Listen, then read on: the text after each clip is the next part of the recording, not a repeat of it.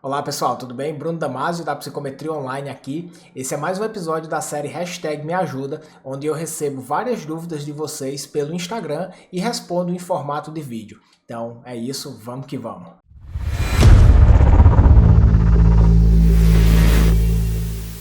A gente, turma, hoje vai falar sobre construção estratégica de currículo, tá? O que a gente vai falar, pessoal, na live de hoje são temas que eu gostaria muito de ter ouvido na época que eu estava fazendo meu mestrado, na época que eu estava fazendo meu doutorado. E eu resolvi, sintetizar um pouco algumas informações para tentar ajudar vocês que estão no mestrado, vocês que estão no doutorado, a construírem um currículo extremamente forte, extremamente competitivo, tá? Muitas vezes, quando a gente tá na vida acadêmica, quando a gente escolhe seguir essa trajetória acadêmica tradicional, fazer um mestrado, fazer um doutorado, a gente precisa estar muito atento à quantidade de tarefas que a gente absorve ao longo dessa formação.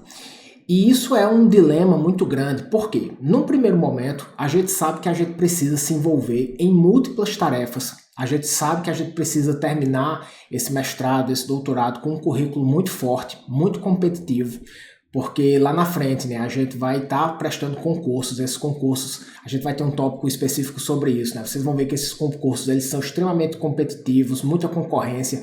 Então a gente fica naquela pressão de ter um currículo realmente forte, um currículo que a gente vai conseguir pontuar muito lá na frente.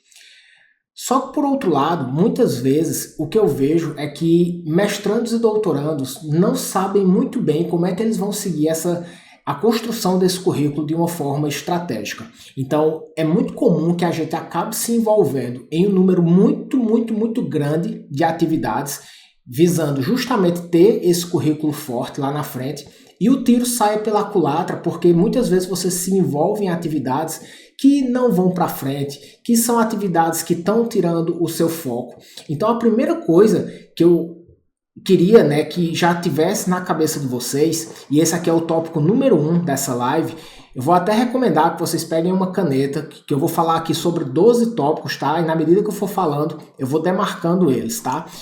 A primeira coisa, pessoal, que eu quero que vocês entendam é a necessidade de vocês terem uma produtividade assertiva. Eu não sei se vocês viram, Eu fiz um post ainda há pouco falando sobre o cuidado que você precisa para você não ser levado para a sua zona de incompetência. Então, qual é a parada? A gente vai, pessoal, durante o mestrado, durante o doutorado, receber inúmeros convites. Vocês têm, primeiro, vamos lá. Vocês têm as próprias obrigações de mestrandos e doutorandos de vocês. Vocês vão ter uma série de disciplinas, vocês vão ter que aprender um monte de coisa relacionado a método de pesquisa, análise de dados, a escrita científica. Então vocês já têm ali uma grande amplitude de tarefas que vocês vão precisar dar conta pela natureza da própria pós-graduação de vocês.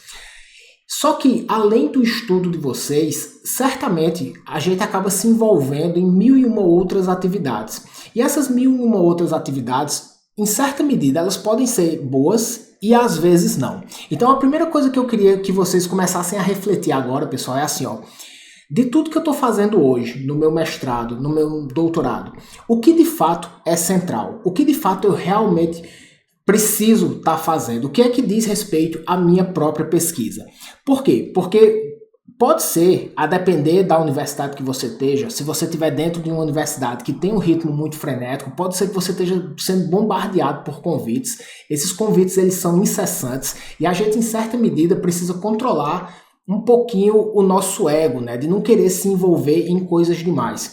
Porque tem muita gente que acaba se envolvendo em muitas coisas porque todo convite que é feito, parece que você está sendo lisonjeado em ser convidado, parece que aquele convite está reconhecendo você como uma pessoa importante, então a gente acaba se envolvendo em muita coisa, só que às vezes você está saindo do foco daquilo que você realmente deveria fazer, para você fazer com excelência, tá? Então assim, primeira coisa que eu acho que a gente precisa pensar é, cara, em quantas atividades eu estou envolvido nesse exato momento? Em quantas eu deveria estar? Por quê? Porque é importante que a gente encontre um balanço entre a quantidade de tarefas que eu vou me envolver e quais são as tarefas que de fato valem a pena. Quando a gente está na vida acadêmica, parece que tudo vale a pena, mas não é assim, tá, pessoal? E eu falo isso até por experiência própria, né? Assim, eu me lembro que na época que eu estava no meu mestrado, no meu doutorado, cara, assim, ó, eu me envolvia em muita coisa, porque eu gostava da vida acadêmica, eu gostava de fazer parcerias com outras pessoas, todo mundo chegava com uma ideia nova, eu achava que aquela ideia era maravilhosa e vamos colocar para frente, vamos fazer. Eu tenho hoje, pessoal, aqui no meu computador, uma pasta que eu chamo de almoxarifado. É uma pasta onde eu tenho mais ou menos uns 20 artigos, uns 20 artigos derivados de vários projetos de pesquisa que não foram para frente, que eu me envolvia em tarefas com colegas, a gente pensava coisas, a gente ficava, sabe, viajando, querendo fazer mil e uma coisas, começava a fazer e depois, daqui a pouco, aquilo ali não ia para frente.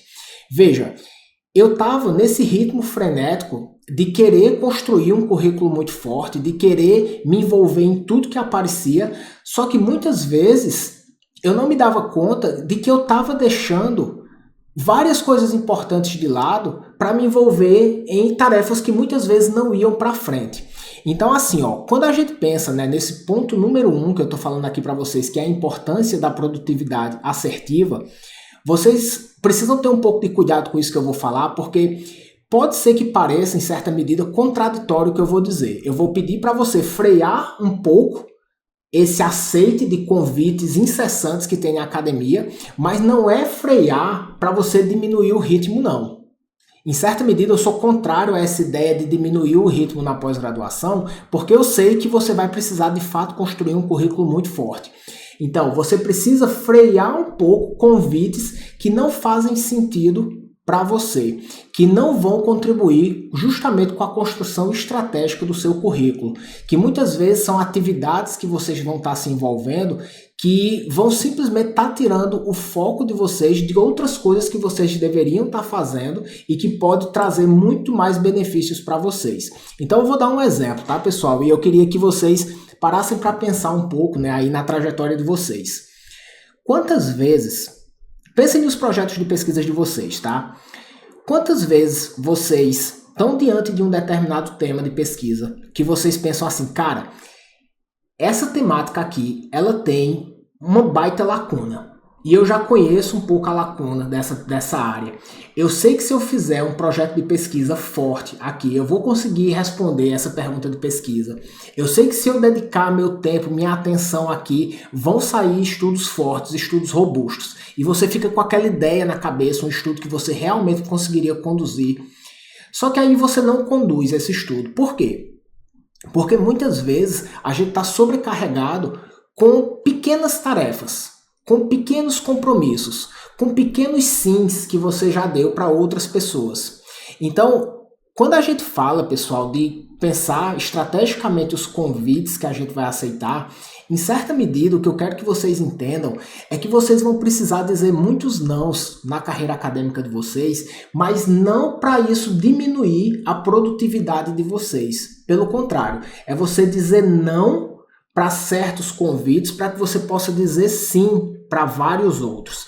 Então, assim, muitas vezes a gente tem projetos de pesquisa que a gente sabe que a gente conseguiria colocar para frente, a gente sabe que iriam sair boas publicações, a gente sabe que tem um potencial de ser realmente bom, só que a gente acaba dizendo não para esses projetos de pesquisa porque a gente acaba se envolvendo em microtarefas, em micro-sims que a gente dá para várias outras pessoas. Então, assim, ó, todas as vezes que você diz sim para um convite externo, você está dizendo não para você. Você está dizendo não para os seus próprios projetos de pesquisa. Você está dizendo não para coisas que você deveria estar realizando, mas que você não está, porque você está se sobrecarregando com pequenas tarefas, com pequenos convites, com pequenas comissões, com iniciativas. E muitas vezes, pessoal, muitas vezes, e vocês talvez, né, se vocês não tivessem aqui me ouvindo falar, vocês só iriam perceber isso daqui a muitos anos, tá? Mas eu tenho certeza, aqui nessa live, nesse exato momento, tem 44 pessoas. Eu tenho certeza que pelo menos uns 70% aqui está envolvido com várias tarefas que não vão para frente. Sendo que vocês estão deixando muita coisa importante dos seus próprios estudos, dos seus próprios temas, das suas próprias áreas de lado.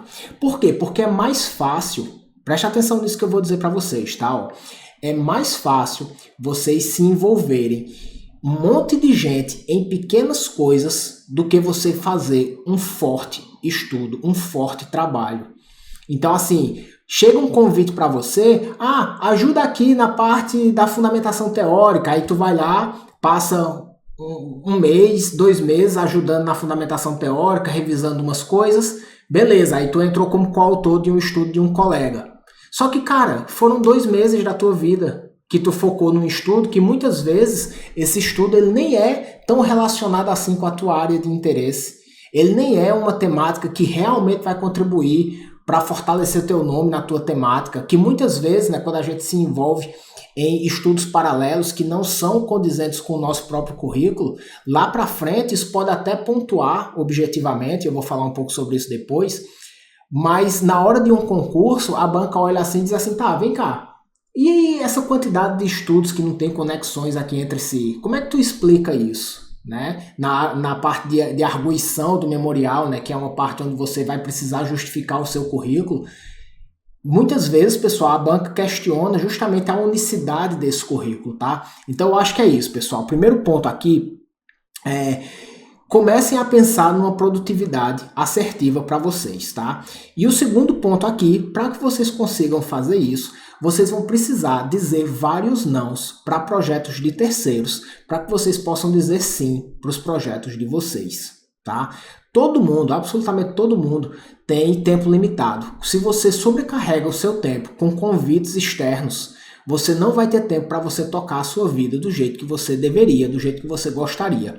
Recentemente eu li um livro, o nome do livro é Essencialismo, né? E aí ele fala sobre a importância de você gerenciar, literalmente gerenciar a sua vida, saber o que é que você quer, focar em menos coisas. E quando a gente fala, né, focar em menos coisas, aqui na vida acadêmica, não é focar menos para depois você ter menos, como eu falei para vocês. É você focar em menos coisas para que vocês façam essas coisas com excelência e que esse número menor de coisas feitas com excelência vai ter muito mais impacto lá na frente em termos de quantidade e até mesmo de qualidade de currículo, tá? E aí esse livro, né, o Essencialismo, ele dizia o seguinte, olha, tudo na vida é uma escolha, absolutamente tudo na vida é uma escolha. Só que quando você não é capaz de dizer não para convites externos, estão escolhendo por você. Estão escolhendo a sua vida por você. Então você tem 2 opções na vida acadêmica. Ou você escolhe deliberadamente a sua vida, o que é que você quer fazer, o que é que você vai fazer, o que é que faz sentido para você fazer, com quais os estudos que você vai se envolver, ou se não, outras pessoas vão decidir a sua trajetória por você, a sua carreira por você, o seu currículo por você. Porque quando você é incapaz de dizer não para esses convites externos, até o seu currículo estão decidindo. Entende? Porque você perdeu o controle sobre ele, tá? Então, produtividade assertiva, digam não para coisas que vocês comecem a entender que não façam sentido. E aí, por que isso é importante, pessoal? Porque quando a gente está na vida acadêmica, a gente tem, entre aspas, muito tempo. A gente, teoricamente, tem muito tempo para fazer esse currículo. Você tem, geralmente, né, ali 2 anos de mestrado, 4 anos de doutorado. Então, vamos imaginar ali a carreira acadêmica tradicional, você tem 6 anos. 6 anos parece muito tempo, mas pode ser que, a depender da forma como você organize a sua trajetória, não seja tanto tempo assim. É muito comum a gente se perder ao longo desses 6 anos e a gente simplesmente ir matando, né, um leão por dia, e quando você menos espera, passou os 6 anos e você não olhou estrategicamente para a sua carreira. Então, assim, ó, no mestrado, como é que funciona o mestrado? O mestrado você tem 2 anos, só que esses 2 anos eles são extremamente corridos. Você tem um monte de disciplina para fazer, você tem um monte de coisas para aprender, método, análise de dados, você submete o seu projeto para o comitê de ética, passa uns meses parado ali, você precisa fazer a fundamentação teórica, é muito corrido. O mestrado é muito corrido, você não vai ter tempo para fazer muita coisa. No doutorado, embora você tenha 4 anos, esses 4 anos também, a depender da situação que você esteja, pode passar tão rápido quanto os 2 anos do mestrado. Por quê? Porque lá para as tantas, quando a gente está no doutorado, já vai ter pessoas que já são pai de família, pai ou mãe de família, já trabalha, já concilia, né, o estudo com o trabalho. Então veja que muitas vezes você não tem uma dedicação tão exclusiva assim, na maioria das vezes, ou pelo menos em boa parte das vezes, ao doutorado. Então, se você não pensar estrategicamente, esses 6 anos eles vão passar voando. E quando você estiver lá na frente, você vai perceber que você não conseguiu construir um currículo forte o suficiente se você está querendo seguir a trajetória acadêmica. E aí, pessoal, quando a gente pensa em seguir a trajetória acadêmica, eu acho que a gente tem que ter muita clareza, muita clareza da competitividade que é essa nossa escolha, tá? E eu sei, turma, que tem muita gente que não gosta de falar sobre isso.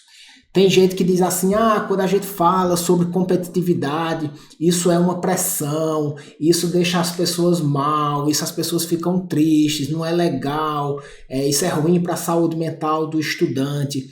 Eu até entendo que falar sobre competitividade, falar sobre a importância de você terminar, né, o seu mestrado e seu doutorado com um currículo forte, eu até entendo que isso possa causar, em certa medida, um estresse, tá? Só que eu, Bruno, e aí assim, isso é uma visão minha, tá? Eu sei que vai ter gente que não concorda com isso, mas eu, Bruno, eu prefiro muito mais alertar as pessoas e viver alguns anos com essa pressão e fazendo o que precisa ser feito, do que terminar um doutorado com um currículo que não é capaz de competir lá na frente, tá? Por quê?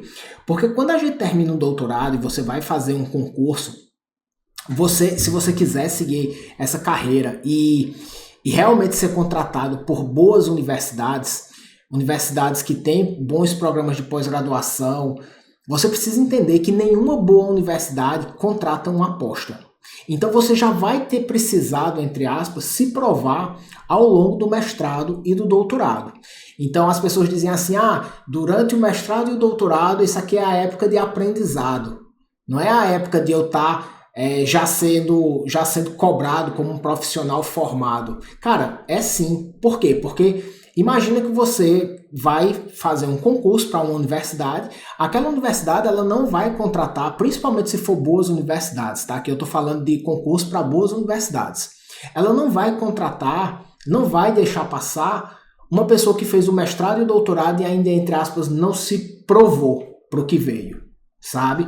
Você vai precisar ter um currículo que vai ter perpassado já por várias áreas. Você vai precisar ter um currículo onde você vai ter boas publicações, você vai precisar ter um currículo onde você vai precisar já ter tido alguma experiência docente, você vai precisar ter feito algumas coisas de extensão. Daqui a pouco a gente vai falar um pouco sobre isso, né? Sobre essas áreas de pontuação. Agora, o que é que eu quero que vocês entendam? Que um concurso, cara, assim, coloquem na cabeça de vocês agora, que vocês estão no mestrado, que vocês estão no doutorado.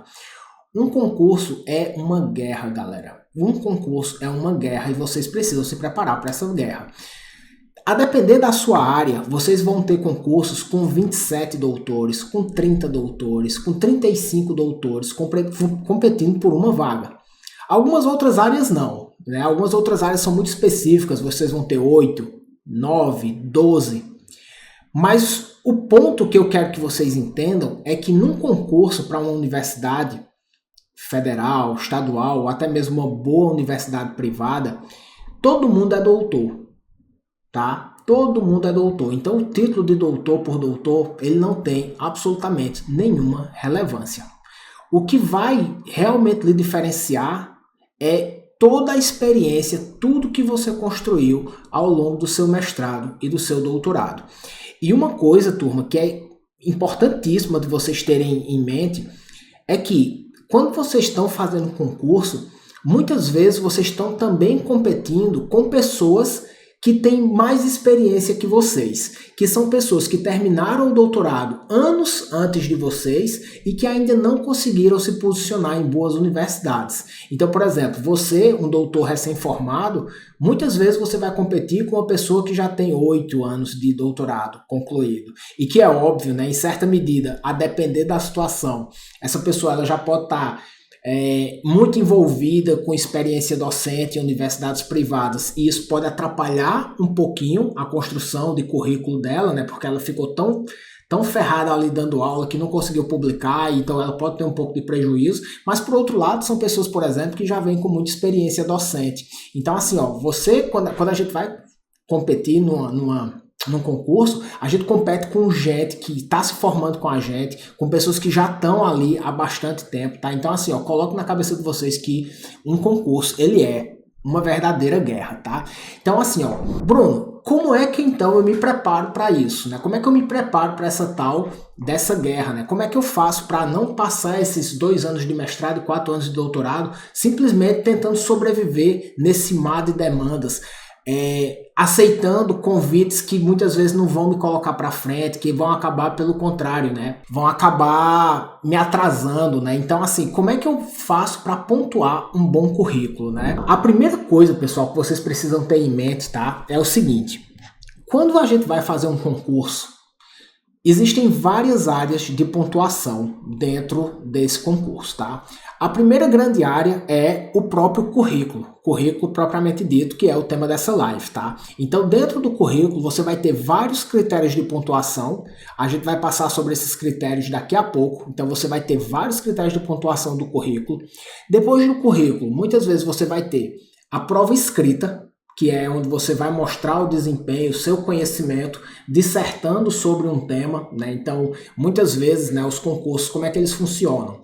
Os concursos, eles vão ter, digamos, 12, 15 temas.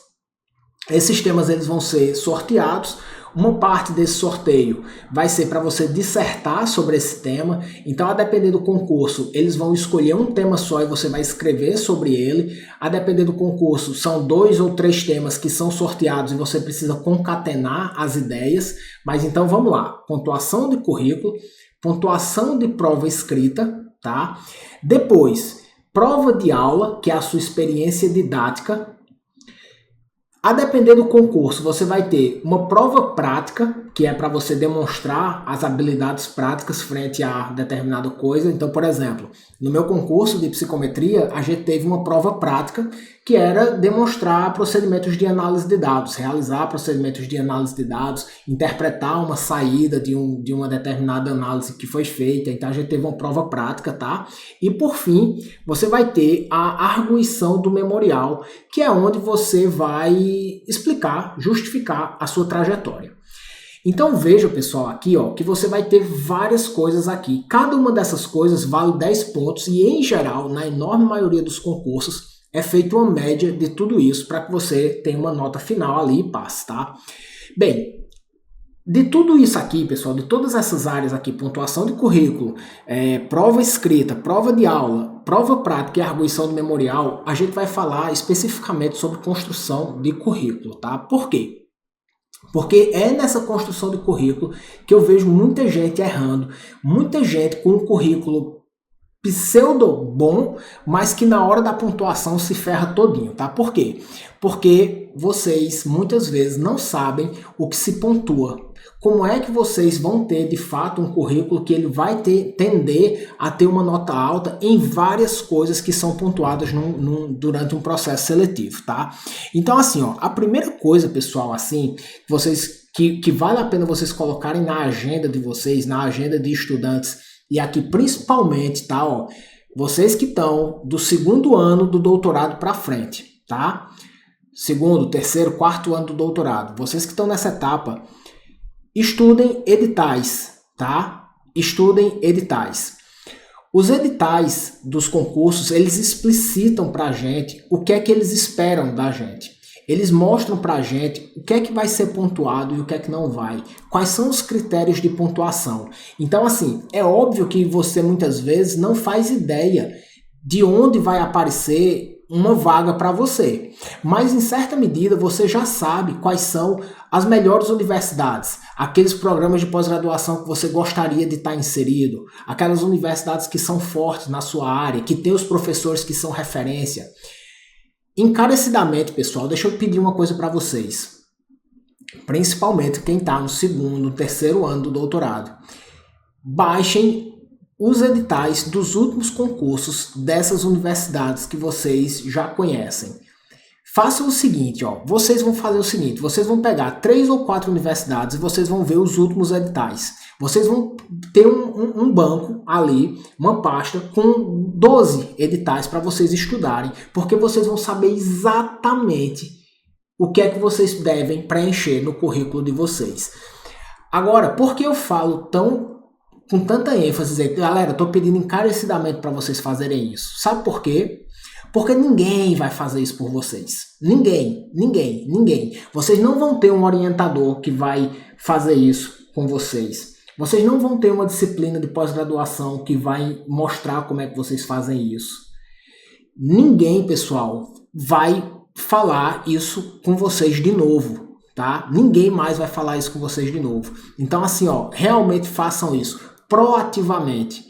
Vão olhar o que os concursos esperam de vocês, tá? A gente vai falar sobre isso nessa live, mas certamente isso não vai substituir você baixar esses editais e ler, beleza? Então vamos lá, pessoal. Olha só, pontuação de currículo, tá? Onde é que está o maior erro das pessoas que estão no mestrado e estão no doutorado? É focar só em publicação, tá? Veja, a publicação, turma, é o que mais conta, sem sombra de dúvidas, tá? Então, assim, eu não sei se você tem clareza sobre isso, mas, por exemplo, se você faz uma apresentação de um trabalho num congresso internacional que seja, tá? Você fez uma apresentação oral, e se você publica um artigo Qualis A1, esse artigo Qualis A1, ele vale 5, 6, 8, 10 vezes mais que a sua apresentação no congresso. Então, assim, não tenham dúvida disso. Artigo científico é o que mais vale na pontuação do currículo, disparado, tá? Agora, onde é que está o grande erro das pessoas? O grande erro é as pessoas só focarem em artigo. E por que isso é um grande erro, pessoal? Porque dentro da pontuação do currículo existem inúmeros critérios que vão ser pontuados. E produção científica é só um deles. Entende? Produção científica é só um deles. Então, o que é que acontece muitas vezes? E eu já vi isso acontecer em concursos que eu organizei na época da UFRJ. Pessoas que tinham inúmeros artigos publicados, dezenas de artigos publicados. Não sei se vocês conhecem, já viram. Existem aqueles grupos de pesquisa que fazem aquela produção em massa, né? Todo aluno do grupo de pesquisa, quando publica um artigo, coloca o nome de todos os outros, e aí, lá para as tantas, sai aquele aluno com 40, 35 artigos publicados. E as pessoas dizem assim, não tem como competir com ele, olha isso, não tem como competir. Isso é a maior bobagem que vocês podem pensar, tá, pessoal? Por quê? Porque esse teto de publicação, ele é atingido com um número muito menor de artigos. Em geral, e aí vale a pena você, como eu falei, dar uma olhada nos editais para vocês verem como se pontua. Em geral, se você tem 3 ou 4 artigos publicados por ano, todas as vezes que eu estiver falando de artigos, tá, pessoal? Eu estou falando de artigo A1 e A2, A1 e A2, A1 e A2. Inclusive, eu vou voltar um pouco nesse ponto aqui de dizer o porquê vocês não devem ficar se envolvendo em 1001 pequenas pesquisas, porque isso não vai trazer o retorno que seria você focar em artigos realmente bons, tá? Então, assim, muitas vezes se você tem publicação A1 e A2, com 3 ou 4 artigos por ano, e eu sei que para muitas pessoas isso pode ser muito, mas mesmo assim, 3 ou 4 artigos por ano, você já atinge o teto da produção científica de publicação. Então, eu já vi várias pessoas ter muito mais artigo do que deveria, pensando estrategicamente, e pontuando muito ruim em outras áreas. Orientação, didática, extensão, experiência docente, entende? Então, assim, a gente vai passar agora por uma ampla variedade de tópicos que vocês precisam olhar para o currículo de vocês, tá? Primeira coisa, tá? Quando a gente pensa, né, então, nessas publicações. Vamos lá. As publicações, elas são apenas uma etapa e que é ideal que você esteja bem nessas publicações, sim, mas não foque só nelas. Mas vamos começar por elas, tá? Bruno, eu devo pensar em quantidade ou qualidade de produção. Quando a gente está, né, falando em pontuação de currículo, é importante que vocês estejam cientes disso, tá?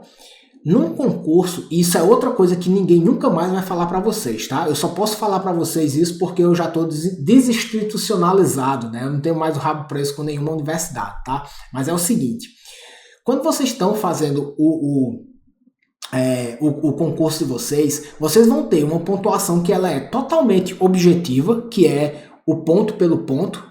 Quanto é que vale um artigo A1? Vale 4 pontos. Quanto é que vale um artigo A3, A4? Vale, sei lá, vale 1,5 ponto.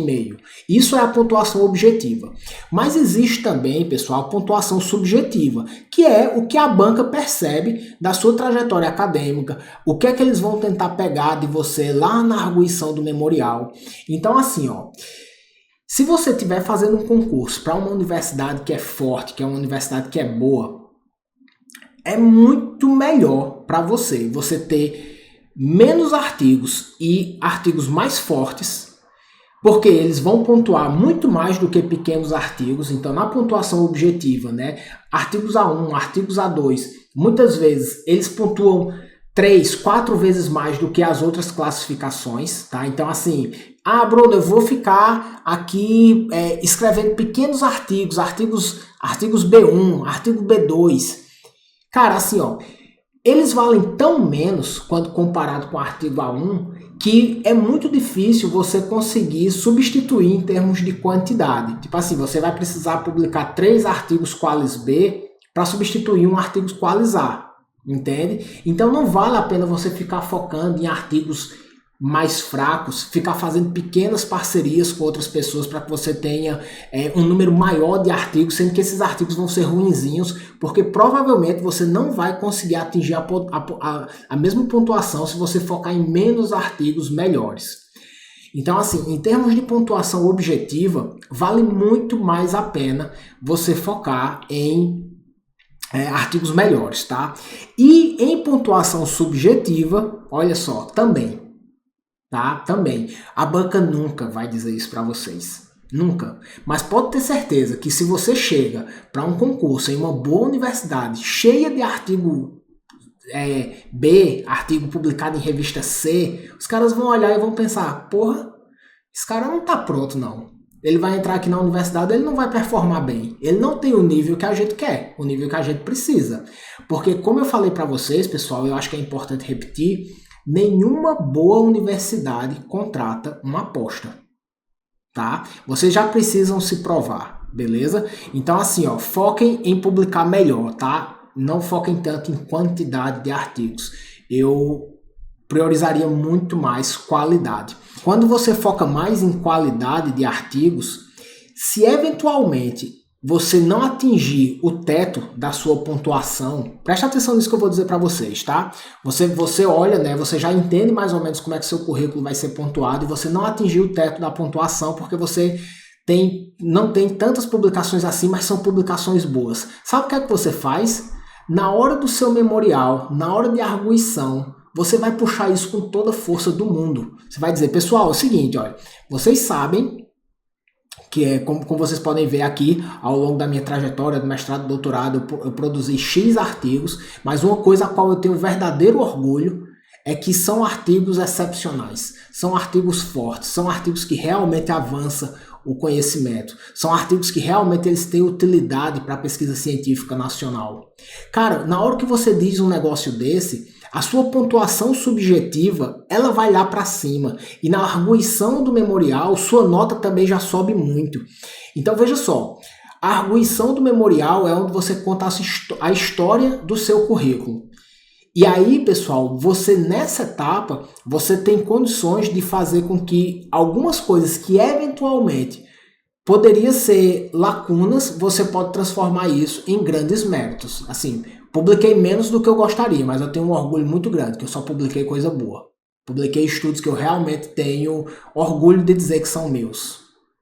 Se você, por exemplo, foca mais nas suas próprias pesquisas e você não tem tanto estudo onde você é o terceiro, quarto, quinto coautor, isso também você consegue trazer isso na arguição de um memorial de forma muito forte. A maioria dos concursos não vai ter diferença, tá? Entre você ser o primeiro autor, você ser o segundo, você ser o terceiro. A maioria não vai ter diferença. Mas na hora que uma boa banca vê que, por exemplo, você só é autor de estudos onde você é terceiro, quarto coautor, cara, aquilo ali fica meio esquisito. Parece que você, de forma independente, não tem condições de sozinho publicar seus estudos. Meio que você sempre navegou ali na esteira da produção de outras pessoas. Isso é ruim. A banca percebe isso. Então, o que é que você pode fazer? Você não faça isso, você foque nos seus próprios estudos e na hora da arguição do memorial você vai lá e pô! Olha a força que isso tem, sabe? Olha a força que isso tem. Então, pessoal, o que é que eu quero que vocês entendam sobre pontuação de currículo em relação a artigos, tá? Foque em mais qualidade do que em quantidade, porque artigos bons, quais A1 e A2, pontuam muito mais do que os outros. Você vai conseguir puxar isso com muito mais força na arguição do seu memorial. Tenha muito cuidado também no teto da pontuação, tá? Com 3, 4 artigos, quais A1 ou A2, você já tende a atingir o teto. Então, assim, se você é uma daquelas pessoas que produção, isso é bom, mas desde que você não zere, por assim dizer, as outras áreas do seu currículo, tá? Muita gente cai no erro de atingir e passar o teto de pontuação de artigo e ter notas péssimas nas outras áreas do currículo, tá? Não caia nesse erro, beleza? Outro ponto, pessoal, currículo disperso, né? Quando as pessoas vão fazer um concurso, esse concurso ele é para uma determinada vaga. E essa vaga, ela quer encontrar a pessoa que mais se encaixa naquilo que a universidade está precisando. Então, assim, ó, se você é uma pessoa que navegou muito, sabe, de forma meio desordenada, você fez parceria com todo mundo, você tem publicação de tudo quanto é tipo, isso vai ser ruim para você. Por quê? Porque, como eu falei para vocês, os concursos eles têm uma etapa que é a etapa de arguição do memorial, e essa etapa da arguição do memorial, a banca vai chegar para você e vai dizer assim, tá, mas vem cá, o que de fato tu faz? Qual é de fato a tua expertise? Porque tu tem tanta publicação aqui de coisas tão diferentes. Me explica um pouco. E aí você não tem o que explicar, entendeu? Você escreveu sobre tudo. Não tem como dizer que não fez aquilo. Não tem como dizer que seu conhecimento não é disperso. Aí tem gente que diz assim, mas quando a gente tem relações com muitas áreas, isso amplia o conhecimento, isso amplia o nosso leque aqui de conhecimento, né? Até mesmo o nosso leque cultural, porque você está ali se envolvendo com diversas temáticas diferentes. Amplia sim, mas não serve para concurso público, tá? Por quê? Porque as vagas, elas são específicas, tá? Então tenha um pouco de cuidado com isso, tá? E aí, pessoal, eu vou sempre retomar um pouquinho o começo da minha fala, tá? Quando eu falo, né, para vocês dizerem não para muitos convites que vão aparecer, é justamente para evitar isso, evitar essa miscelânea de temáticas no currículo de vocês, tá? Então, assim, tentem ser mais objetivos, porque isso certamente é uma coisa que a banca percebe e é uma coisa que vocês também conseguem puxar isso na hora que vocês estiverem arguindo o memorial de vocês, beleza? Entendido a parte de produção científica, se vocês tiverem dúvidas sobre isso, me escrevam aqui que eu volto, tá? Mas a gente agora, pessoal, vai passar para uma outra parte, que é a parte de formação complementar, tá? Olha só, tem muita gente que negligencia isso, tá, pessoal? Que é aquela parte de você fazer cursos, de você estar se atualizando, de você estar colocando essas formações complementares lá na aba específica de formação complementar do lado de vocês. Isso é massa, assim, porque agora a gente vai entrar numa área de currículo que é como se fosse uma área de comprometimento com a sua área, de comprometimento com o desenvolvimento profissional que você está tendo, tá? Isso vai ser tanto para formação complementar, quanto para participação em congressos, relações com outros pesquisadores. Então, assim, ó, na medida do possível, pessoal, façam cursos extras, façam cursos online, sabe? Busquem informações externas, busquem fazer, por exemplo, disciplinas em outros programas de pós-graduação que vão se somar àquela sua área, tá? E coloquem tudo isso em formação complementar. A formação complementar, muitas vezes, ela vai pontuar muito pouquinho, sabe? Vai pontuar bem menos, por exemplo, do que um artigo, por exemplo. Pontua menos. Só que lembre-se sempre da pontuação subjetiva. Imagine que você, por exemplo, vou falar da minha área, tá? Você vai fazer um concurso para pesquisa quantitativa, você vai para um departamento de psicometria, e aí você tá lá, 2022, 2021, 2023, cheio de cursos de atualização. Olha a seriedade que isso mostra. Primeiro, cara, ele realmente gosta do que ele faz. Ele não é uma pessoa que está simplesmente tentando esse concurso por tentar, ele realmente vive essa área, ele é comprometido, ele é atualizado. Então, quando a gente faz essas formações complementares, pessoal, a gente, além de ter a pontuação objetiva, que não vai ser brutal, não vai ser nada muito grande, mas além de você ter essas pontuações objetivas, você passa uma noção de comprometimento com a área muito grande, tá? E olha isso que eu vou dizer. Quando você está fazendo um concurso, em geral, isso aqui é importante, tá, pessoal? Isso aqui é importante, vamos lá. Você está fazendo um concurso para uma determinada área, tá? Quem são as pessoas que estão lhe avaliando? Quem são as pessoas que estão lhe avaliando? A banca, geralmente, são pessoas que são os pesquisadores sêniores daquela área. Então, são as pessoas que já têm um legado muito grande naquela sua área que você está se inserindo agora. E essas pessoas, né, o acadêmico, ele tem muito isso, ele tem uma devoção muito grande pela ciência, ele tem uma devoção muito grande pelo seu campo de estudo, ele já se tornou uma pessoa renomada. E muitas vezes eles querem dar continuidade ao próprio legado, entende? E como é que é uma forma de você fazer isso? É você colocar boas pessoas, pessoas sérias, para dar continuidade àquela área. Porque essas pessoas que estão lhe avaliando, seja no seu doutorado, na sua banca de mestrado, na sua banca de doutorado, até mesmo, mas principalmente no concurso, as pessoas que estão lhe avaliando, elas já estão muito mais na frente. Daqui a pouco essas pessoas ali já vão estar se aposentando. E elas vão ficar muito felizes de saber que uma pessoa séria e comprometida com a área vai dar continuidade. Então, quando você busca fazer formações complementares, você mostra que você de fato é comprometido com a área. E isso brilha os olhos da banca, tá? Brilha os olhos da banca, porque sabe que vai ter alguém sério ali que vai dar continuidade a essa área que eles dedicaram tanto tempo da vida deles. 20 anos, 30 anos, às vezes 40 anos se dedicando para uma área. É muito massa quando você vê a nova geração chegando com tanta seriedade, com tanto compromisso. Formações complementares passa essa impressão para a banca, tá? Outro ponto, pessoal, participação em congresso, tá?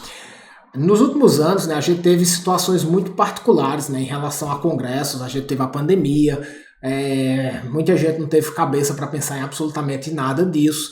Mas agora a gente está voltando, né? A gente está, inclusive, tendo vários congressos online ainda, mas a gente já está voltando aos congressos presenciais. Quando a gente pensa em participação em congresso, é importante que vocês tenham em mente isso também, tá? A mesma coisa. Bem, participação em congresso não vai pontuar tanto assim.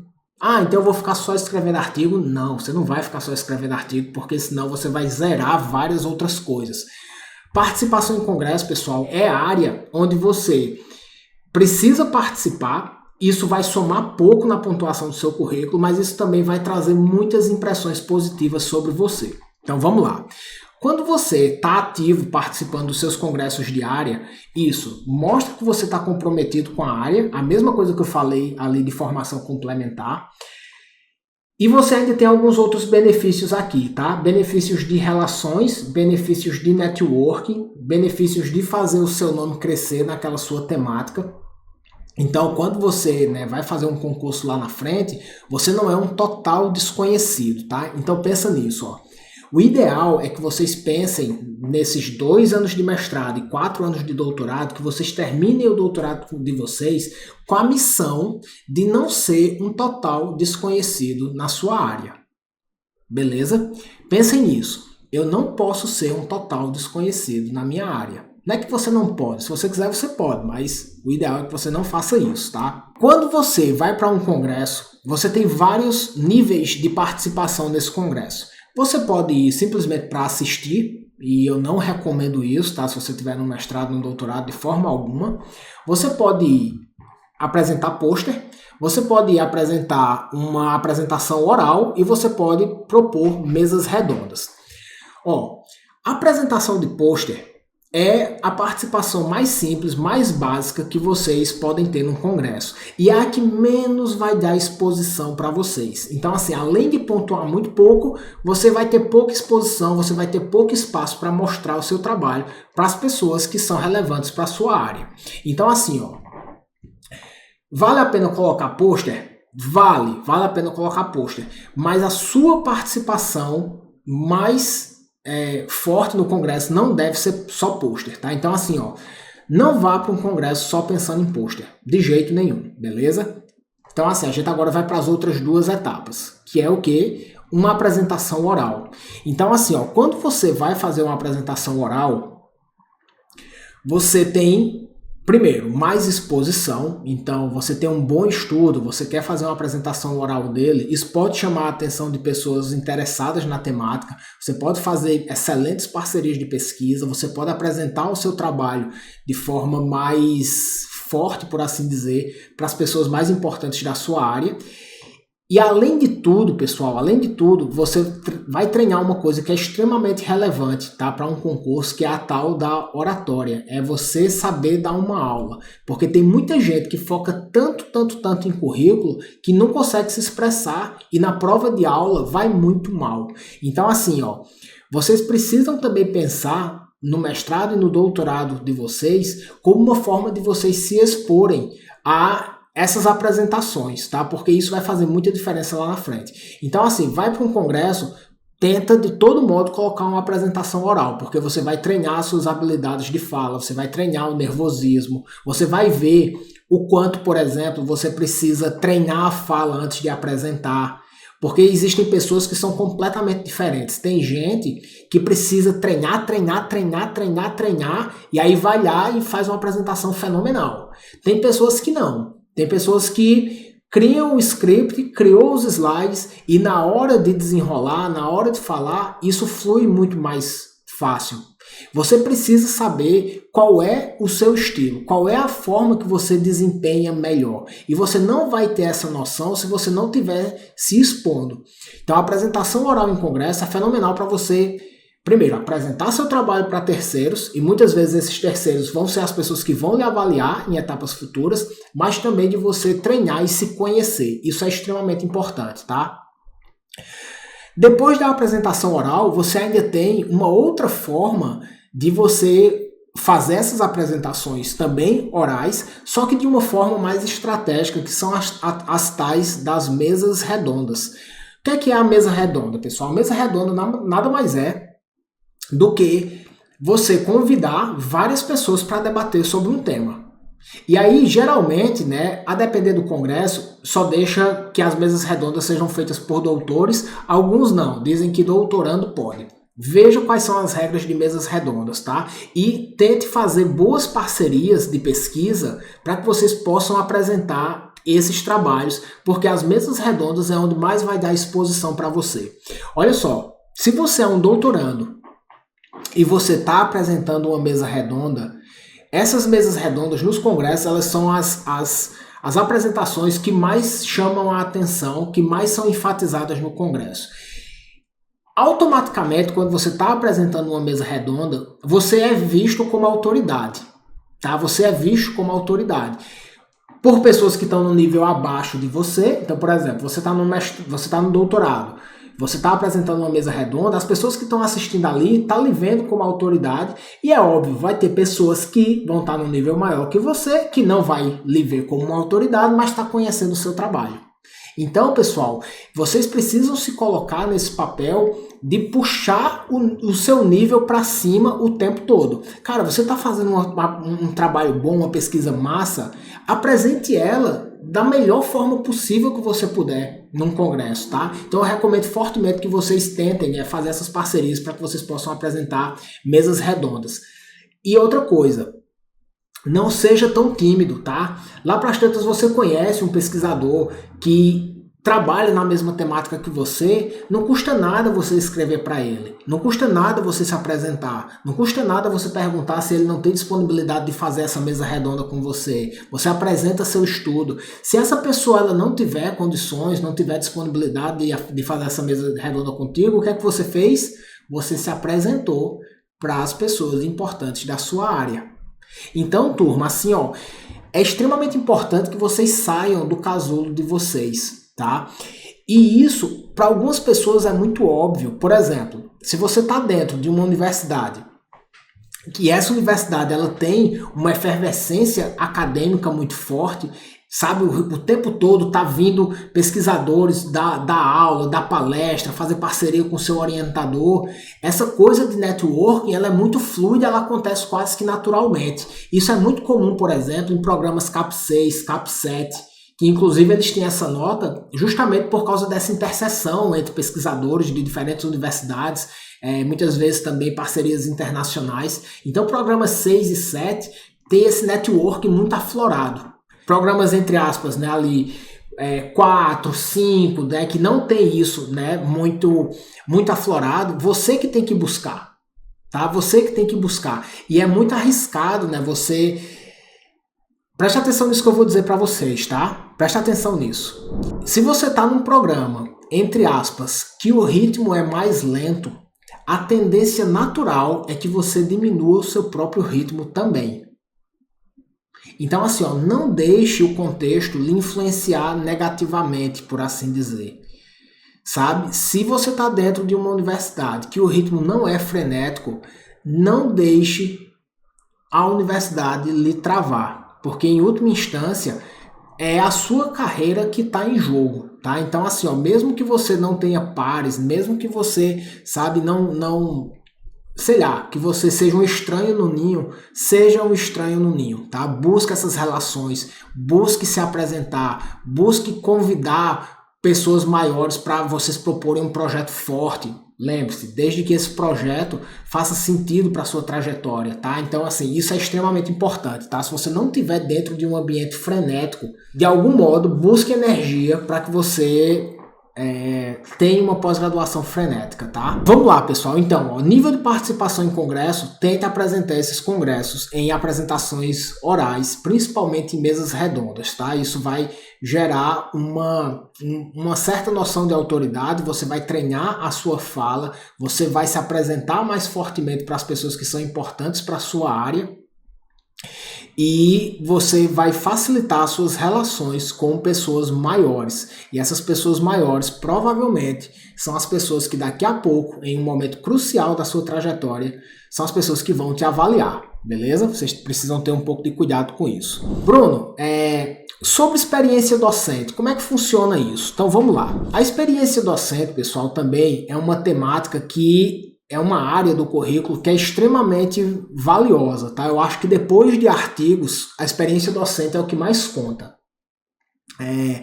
A depender da universidade que você for fazer o seu currículo, isso vai contar mais ou menos. Então, por exemplo, se você vai fazer o seu concurso, eu falei universidade que você vai fazer o currículo, não. Universidade que você vai fazer o seu concurso, isso vai contar mais ou menos.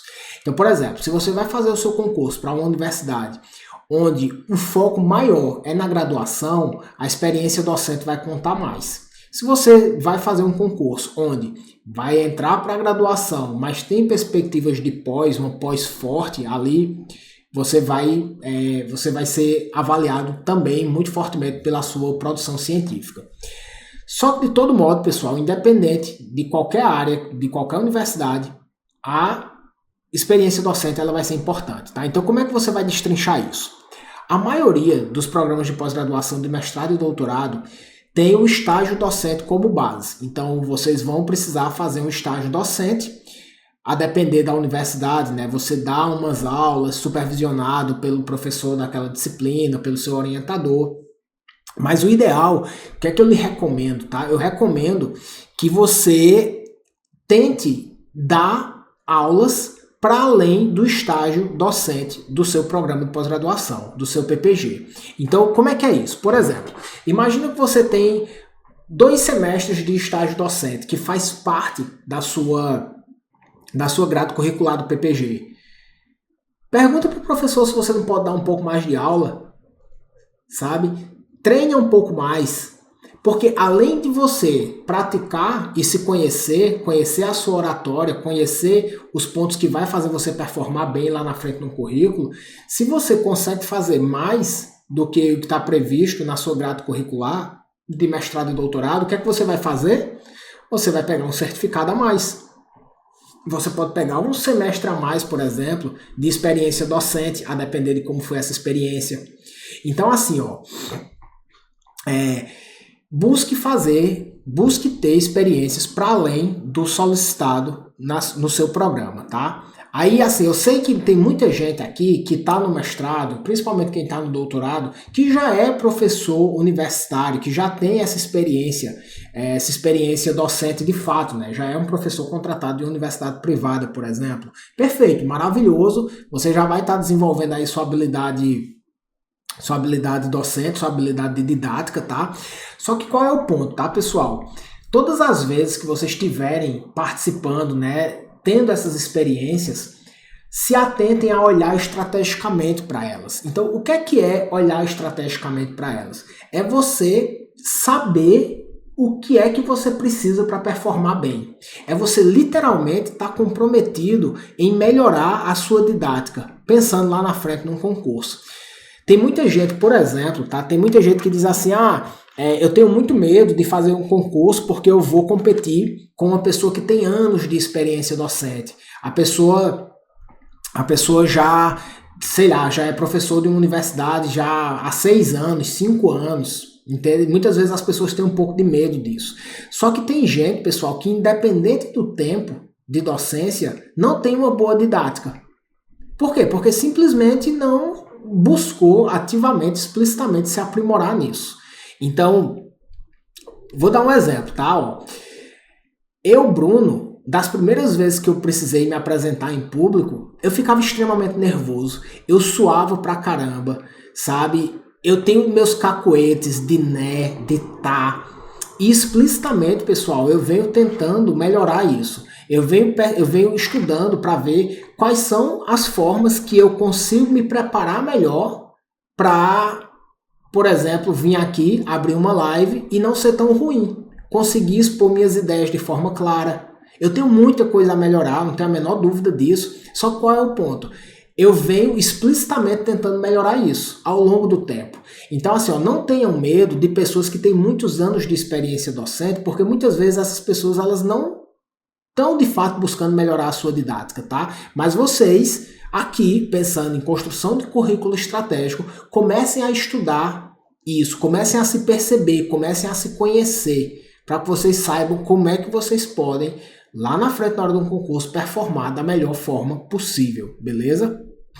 Então, por exemplo, olha só, tem uma frase que eu gosto muito, né? Assim, não tenha medo de quem tem muita prática, porque taxista não é o melhor piloto do mundo, né? Então, o taxista provavelmente são pessoas que mais dirigem a face da terra, mas eles não são necessariamente os melhores pilotos do mundo, tá? Então, você precisa fazer isso de forma estratégica, tá? Busquem lecionar disciplinas, tá? Na pós-graduação de vocês, porque isso vai pontuar para vocês, tá? Para além do que vocês precisam ali no estágio de docência tradicional, tá joia? Uma outra coisa, tá, turma? Uma outra coisa, assim, se você vai fazer um concurso e tem uma pessoa que tem muitos anos de docência ali, como eu falei para vocês, não necessariamente ela vai ter uma didática melhor. E um outro ponto é que, assim, muitas vezes, professores que vêm de universidades privadas, muitas vezes, se essa pessoa está dentro de uma universidade privada há muitos anos, é provável que essa pessoa ela tenha defasagem em várias outras áreas do currículo. Por quê? Porque, infelizmente, os professores que vêm de universidades privadas, aquelas pequenas faculdades que são, que eu chamo, né, de, entre aspas, faculdades caça-níquel, essas faculdades, muitas vezes, elas lotam os professores de carga horária, sabe? Para que eles, literalmente, trabalhem muitas e muitas e muitas horas, num valor de hora muito baixo, E só assim eles vão conseguir ter um bom salário no final do mês. Então, esses professores, eles ficam assim completamente assoberbados de tarefa, de modo que eles podem ter vários prejuízos, várias lacunas em várias outras áreas do currículo, tá? Então, assim, ó, não tenha tanto medo de pessoas que têm muita experiência em universidades privadas, tá? Porque muitas vezes eles têm esses outros déficits.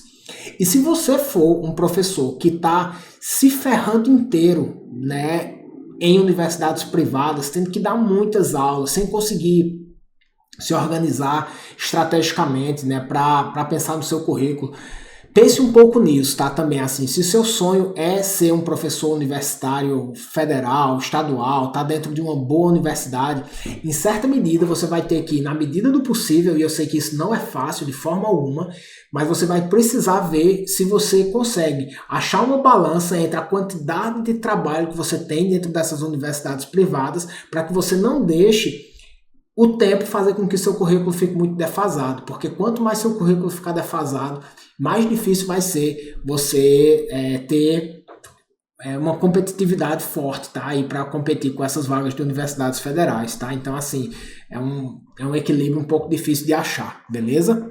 Outro ponto, pessoal, aqui que eu queria mencionar com vocês, tá? Ó, extensão. Tem muita gente que negligencia extensão, tá? Eu não sei exatamente como é no PPG de vocês. No meu, a gente era obrigado a fazer um projeto de extensão. Então, assim, a gente tinha todos os compromissos, né, ali obrigatórios de disciplinas, da dissertação, da tese, de publicações, submissão, o que é que seja, e a gente tinha também que fazer um projeto de extensão. A universidade, pessoal, universidade pública, ela tem uma tríade, tá? Que é ensino, pesquisa e extensão. Essa é a tríade clássica, tá? Essa é a tríade clássica. Algumas pessoas, né, de forma mais contemporânea, colocam também a parte administrativa, né? Então, na verdade, falam, né, que agora são quatro eixos, né? Ensino, pesquisa, extensão e administração, a parte mais burocrática, né? O servidor público, além de ter essa atividade acadêmica, ele precisa gerenciar a própria universidade, né? Chefia de departamento, coordenação de curso, presidente de comitê de ética e assim sucessivamente. Mas vamos focar só em ensino, pesquisa e extensão. Quando você pensa no seu currículo estratégico, você deve ter pontuação nesses 3 eixos. Tá? E tem muita gente que esquece da extensão. E a extensão, pessoal, ela é uma pontuação extremamente estratégica. Por quê? Porque ela faz parte do coração da universidade pública. A extensão nada mais é do que uma devolução da universidade para a sociedade. Então, a universidade existe porque a população paga os impostos e você precisa dar uma devolutiva para essa sociedade. Então, extensão é tudo que você vai devolver para a universidade e que você vai devolver para fora da universidade, que a população externa vai se beneficiar daquilo que a universidade está fazendo sem pagar nada. Então, toda extensão ela tem o caráter gratuito. Beleza? Quando você faz um projeto de extensão, então, ainda no seu mestrado, ainda no seu doutorado, você está, de fato, devolvendo todo o investimento que a sociedade está colocando na sua formação. Então, isso é extremamente bonito, isso é importante. E isso faz com que você tenha uma compreensão mais ampla sobre como funciona esses trâmites universitários. Então, além de ser importante, de ser um tripé extremamente relevante para a universidade, você começa a desenvolver relações com outras partes da universidade, com outras pró-reitorias, com outras burocracias que muitas vezes você jamais teria contato se você ativamente não buscasse se envolver nisso. Então, veja só. Na pós-graduação, a extensão muitas vezes ela é negligenciada, sendo que quando você se tornar um professor universitário, federal, estadual, a extensão ela vai ser imprescindível. É imprescindível para você. Você precisa ter pontuações em extensão, inclusive para você progredir na sua carreira. Olha só. E aí, quando você chega no seu concurso com com experiência de ensino, com experiência de publicação científica e com essa mágica aqui, experiência de extensão, você está, em certa medida, mostrando para a universidade que você está um profissional pronto. Cara, assim, ó, ao longo do meu mestrado e doutorado, eu fiz tudo que estava ao meu alcance para eu alcançar esse posto. Eu realmente entendo os tripés da universidade. Eu me preparei para isso. E, obviamente, onde é que você vai puxar isso com tanta força? Na arguição do seu memorial.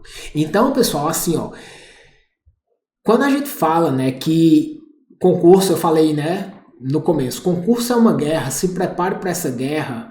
Quando a gente pensa em construção estratégica do currículo, é isso. É você amarrar tudo que você está fazendo para que você pontue em todas as áreas, para que a banca perceba isso e que você possa puxar isso também na hora que você estiver defendendo a sua trajetória. Quando você vai para uma apresentação de memorial e você sabe que você tem todas as áreas, você pode puxar um pouquinho da sua experiência, você pode falar sobre ela, cara, você vai muito mais tranquilo, você vai muito mais seguro, porque você sabe que realmente você se preparou para aquele momento, tá? Então isso é importante, tá, pessoal? Uma outra coisa, turma, aqui, que eu queria falar um pouco com vocês é sobre orientações, tá? Eu não sei exatamente como é que o seu grupo trabalha, e eu não sei se é viável você pensar nisso que eu vou lhe dizer, mas lá para as tantas, converse sobre isso com o seu orientador, com a sua orientadora e veja se é possível você estabelecer isso, tá? Quando eu fiz o meu mestrado, meu doutorado, o nosso grupo de pesquisa, ele tinha uma lógica de hierarquia que era muito boa, era fantástica, assim, em termos de desenvolvimento dos alunos e em termos de funcionamento mesmo, sabe, de programa, de grupo de pesquisa. Então, basicamente, a minha orientadora, ela tinha vários pós-docs. Esses pós-docs, eles tinham responsabilidades com os doutorandos tinham responsabilidades com os mestrandos tinham grupos de iniciação científica que iam ajudar na própria condução da própria pesquisa. Então, esse modelo hierárquico de organizar um grupo de pesquisa, cara, assim, ó, isso fazia com que o grupo funcionasse muito bem, muito forte, todo mundo se desenvolvendo muito. Então, assim, eu não sei exatamente como é o seu grupo de pesquisa, mas, por exemplo, se você puder, vale muito a pena você pensar, por exemplo, se você está no mestrado, você organizar um grupo de iniciação científica para ajudar você no seu estudo. Se você puder, veja nas normas aí do seu PPG, converse com o seu orientador para saber se você não pode orientar o trabalho de conclusão de curso dessa sua base de IC. Então pensa, você mestrando, organizando uns TCCs de uns alunos de iniciação científica, ou mesmo, né, um doutorando, tendo um grupo de IC e orientando esses TCCs e, eventualmente, se fosse possível, você pensar em ser co-orientador dos mestrandos. Existem universidades que permitem isso, tá? Existem universidades que permitem isso.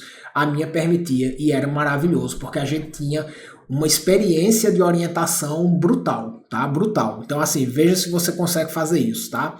E mesmo se você não conseguir formalmente, tipo um carimbo lá da Pró-Reitoria de Pós-Graduação que atesta que você de fato foi um co-orientador lá para as tantas, você pode lá para as tantas pedir declarações do seu orientador dizendo todas as atividades que você fez enquanto mestrando e enquanto doutorando.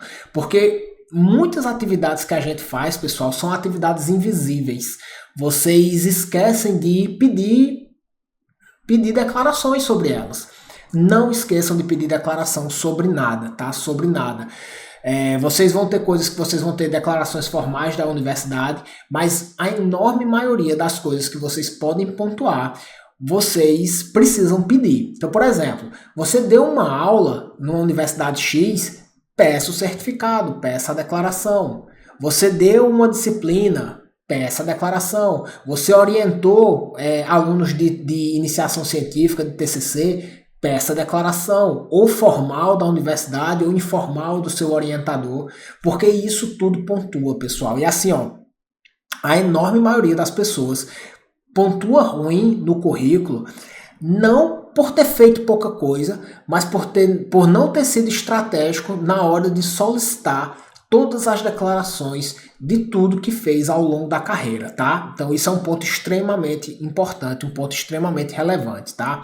Tem uma outra coisa, pessoal, aqui que eu queria falar, que muitas vezes as pessoas perguntam, né, e vocês até mesmo aqui já me viram brincar um pouco, né, e tal, que é sobre se vale a pena, né, ser parecerista, fazer parte de comissão editorial de revistas, né? O que acontece, turma? Vocês de vez em quando me veem aí colocando uns memes, né, e tal, o parecerista que trabalha de graça, né, o parecerista que tá colocando ali o seu tempo para as revistas, e as revistas estão lucrando em cima do trabalho gratuito do pesquisador e tal. Olha só, isso aqui é importante de ser dito, ser frisado, tá? Quando a gente está na nossa etapa de construção de currículo, em certa medida é importante você fazer coisas que mais para frente, em outra etapa, não vai mais fazer sentido para você. Mas na época de construção de currículo, vale a pena. Vale a pena, por exemplo, você ser o parecerista de uma revista, você dar pareceres para as revistas quando chegar para você. Mesmo que você saiba, né, principalmente se for revistas internacionais, que você está sendo explorado, é difícil você sair dessa roda, né? Assim, porque você sabe que você está sendo explorado, mas é assim que as coisas funcionam. Se você não fizer o parecer, algumas outras pessoas estão fazendo, as pessoas vão pontuar mais que você. Se você não fizer, você vai ter uma pontuação baixa nesse critério específico. Você não quer ter uma pontuação baixa nesse critério específico, então você faz. Então, assim, ó, época de construção de currículo, pessoal, é importante sim se submeter a algumas coisas que lá pra frente não vai fazer mais tanto sentido para você. Vou dar um exemplo para vocês, tá? Quando eu estava no meu doutorado, a minha orientadora me chamou para ser editor júnior da revista da Sociedade Brasileira de Psicologia, a Temas em Psicologia. Então, assim, para mim foi maravilhoso, né? Porque, eu estava na etapa de formação, de construção de currículo, ela me chamou para ser editor júnior. Pouco tempo depois eu assumi a editoria-chefe da revista. A gente colocou, a revista saiu de um Qualis B2 na minha gestão para um Qualis A2. Eu internacionalizei a revista da SBP, eu coloquei ela na Scopus, ela era Temas em Psicologia, a gente transformou ela em Trends in Psychology. Então, cara, foi do cacete, sabe? Foi do caramba. Pra mim aquilo ali foi fantástico. Meu nome foi lá pra cima. Só que chegou um momento que eu já era professor universitário, aquilo ali já não ia fazer mais tanta diferença no meu currículo, era um trabalho enlouquecedor. Minha filha tinha nascido na época, né? Eu ainda fiquei com a revista mais ou menos, salvo engano, uns 2 anos depois que minha filha nasceu, e já não estava mais compensando. E aí o que é que eu fiz? Eu saí da revista. Pessoal, acho que aqui valeu a pena para mim, foi legal, né? Tive vários benefícios em termos de construção de currículo. Para vocês também foi maravilhoso, né? A revista funcionou muito bem. Tô passando agora o bastão. Então, assim, pessoal, vão ter coisas que vocês vão fazer em uma certa etapa da carreira de vocês que em outra etapa não vai mais fazer sentido, mas na etapa de construção de currículo faz. Então, Bruno, vale a pena ser parecerista de revista? Vale. Você recebeu um convite para ser um editor associado de uma revista? Cara, vale muito. É trabalho gratuito? É trabalho pra caramba? Mas o que é que vai acontecer com você? O seu nome vai se consolidando na área como uma pessoa grande, como uma pessoa forte, como uma pessoa que realmente está empenhado para aquela área. Então tudo isso vai lhe constituindo como um profissional que quando você estiver fazendo o seu concurso, a universidade vai dizer, cara, essa pessoa está pronta, porque nenhuma boa universidade contrata uma aposta. Agora, qual é o ponto de sabedoria para você construir, para você se inserir de forma extremamente estratégica nessas atividades? É você não deixar o ego tomar conta de você. Entende? Então, por exemplo, você é parecerista de uma revista. Cara, legal, bacana, tô aqui fazendo meu nome, tô aqui pontuando, sabe? Mas faz sentido você dar 35 pareceres no ano? Você se sentir extremamente lisonjeado porque a PLOS ONE lhe convidou para ser parecerista? Cara, isso é ego, sabe? Não, aqui eu estou sendo convidado pelas melhores revistas da minha área internacional. Cara, cuidado, sabe? É ego. Pense estrategicamente, vá na manha, pontue um pouquinho. Daqui a pouco, ó, isso aqui não faz mais sentido. Já pontuei para essa área. Agora eu vou começar a pensar de forma um pouquinho mais devagar. Vou diminuir meu passo aqui. Por quê? Porque eu preciso olhar para ali, sabe? Então, assim, ó, não deixe o ego tomar conta de vocês, tá, pessoal? Porque a vida acadêmica ela é muito traiçoeira nesse sentido, sabe? Eu vejo pessoas que ficam felizes da vida porque perderam um domingo inteiro trabalhando para uma revista que está lucrando em cima do trabalho dessas pessoas. Então, assim, ó, vai chegar épocas da vida de vocês que vale a pena. Comecem a ponderar até que ponto ainda continua valendo a pena.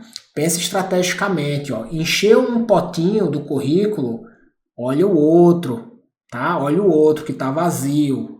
Encheu esse aqui, agora olha esse. Bruno, e como é que eu sei quais são esses potinhos? Olhando o que os editais pedem.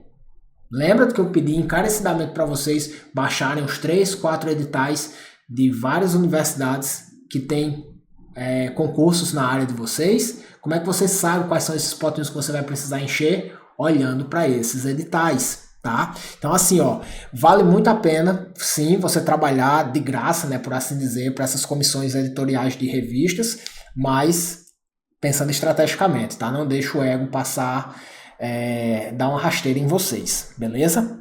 E por fim, pontue tudo, tá? Eu sei que eu falei sobre isso agora há pouco, mas vale a pena retomar isso, tá, pessoal? Olha só, eu já vi isso aqui umas 4 vezes, tá, pessoal? Umas 4 vezes. Pessoas que não conseguiram pontuar o currículo de forma adequada, não por não ter as experiências, mas simplesmente porque não conseguiu comprovar elas a tempo, tá? Então assim, ó, essa etapa de comprovar currículo, ela é muito chata. Ela é muito chata. Não deixe para fazer isso quando você estiver se submetendo para concurso, porque pode ter certeza que se você deixar para fazer isso, faltando um mês e meio, 2 meses para o seu concurso, você vai tender a ter uns 30% a menos de pontuação, porque simplesmente você não consegue entrar em contato com todo mundo que deveria, sabe? Que tem pessoas que poderiam lhe oferecer, lhe dar, né, uma determinada declaração de uma atividade que você fez.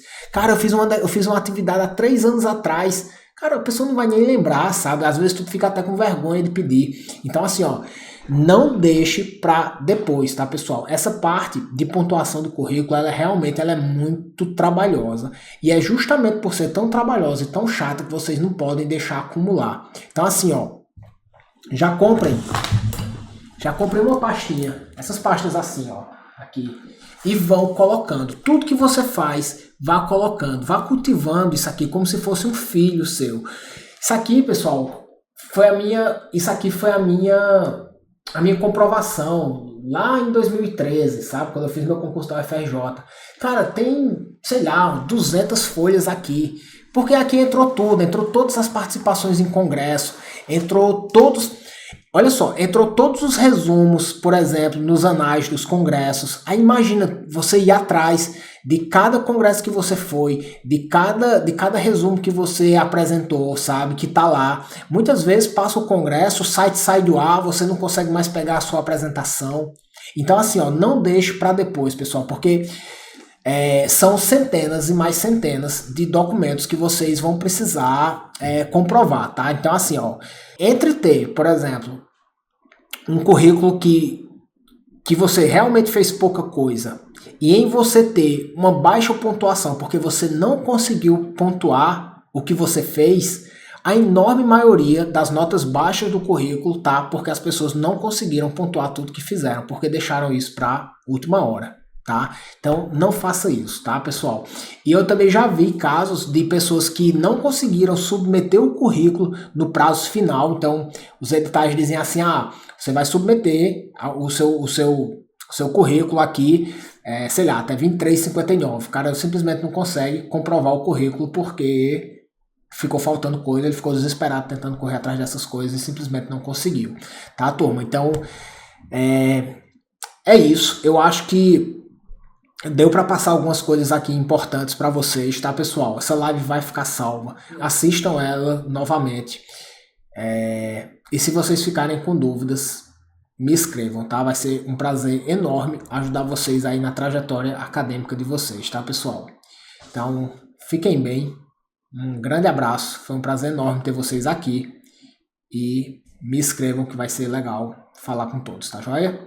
Se você quer aprender mais sobre psicometria e análise quantitativa de dados, desenvolver total autonomia e independência para gerenciar os teus estudos e não depender mais dos outros, aprofundar cada vez mais, melhorar as tuas pesquisas e publicar elas nas melhores revistas da tua área, eu te convido fortemente a conhecer a Psicometria Online Academy, uma formação toda desenvolvida para você se transformar num pesquisador ou numa pesquisadora de ponta. O link da formação está aqui na descrição. Espero te ver do outro lado. Um grande abraço.